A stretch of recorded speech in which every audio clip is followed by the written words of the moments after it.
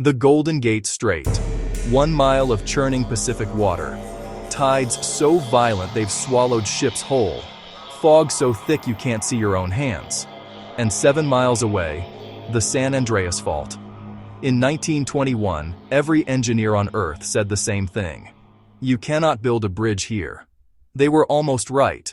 Enter Joseph Strauss, 5'2", relentless.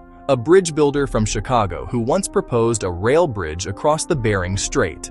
At 51, he arrived in San Francisco with a plan that made people laugh. His first design was ugly, a clumsy hybrid of cantilever and suspension. But Strauss was smart enough to know he needed help. He brought in Leon Moisseiff to fix the suspension math, Charles Alton Ellis to do the impossible calculations, and Irving Morrow to make it beautiful. Morrow chose the color, international orange, and saved the bridge from being painted black with yellow stripes, which the U.S. Army actually demanded. The opposition was brutal. The railroad filed 2,300 lawsuits. The War Department said a single bomb could trap the entire Navy in the bay. But the people wanted it. In 1930, a $35 million bond passed, right as the Great Depression hit. 1 in 4 Americans was out of work. And that's exactly who showed up to build it.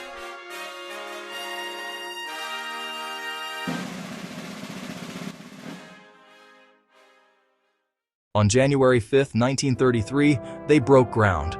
The workforce was a ragtag army: farmers, taxi drivers, cowboys, lumberjacks, men who lied about being iron workers just to get a paycheck. Union wages were $4 to $11 a day. Good money in the Depression. But the work? Hell. Men climbed 30 to 40 minutes to their stations on their own time. As one cable supervisor put it, there was always somebody waiting at the base of the tower for someone to fall off so they'd get a job.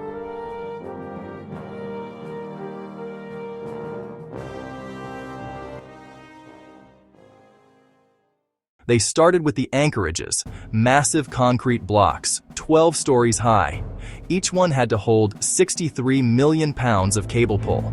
Workers moved 3.25 million cubic feet of dirt with their hands and shovels.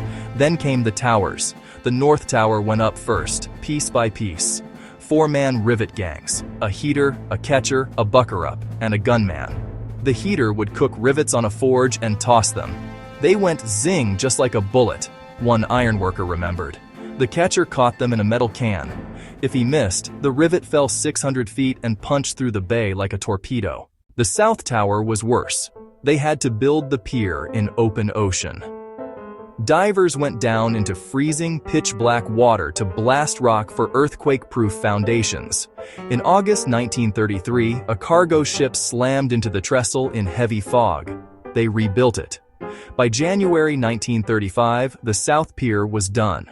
With the towers finished, they strung a catwalk, a narrow swaying bridge 3 feet below where the main cables would hang.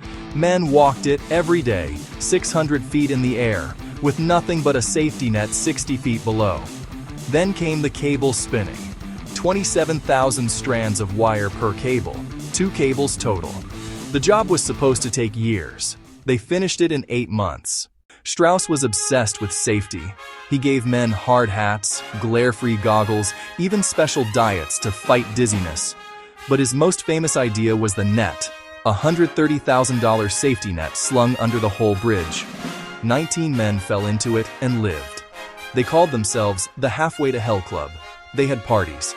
They posed for photos. They thought they were invincible. On October 21, 1936, Kermit Moore became the first man to die, crushed by a falling beam.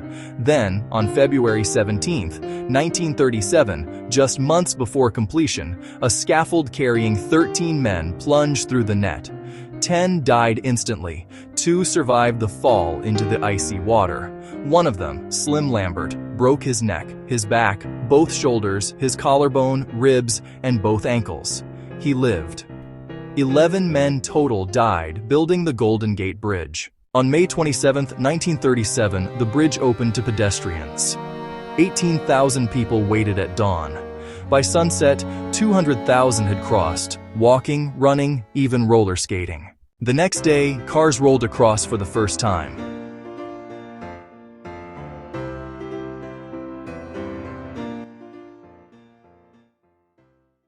Final cost, $35 million. Under budget. Ahead of schedule. The main span, 4,200 feet. The towers, 746 feet above the water. The longest and tallest suspension bridge in the world. A title it held for 27 years. Joseph Strauss, the little man who refused to quit, wrote a poem. Mighty by its massive strength, magnificent in its majestic length. He never credited Charles Alton Ellis, who did the math that made it possible. Strauss had fired him in a fit of ego, but Ellis's equations held, and the bridge stands. Today, the Golden Gate Bridge is the most photographed bridge in the world. It's not just a crossing, it's a testament to human audacity, built by desperate men in hard times, held together by steel, cable, and nerve. As one observer said, it's a fusion of perfections, a perfection of engineering, a perfection of social statement, a perfection of art. From impossible dream to enduring icon, this is the bridge that couldn't be built, and they built it anyway.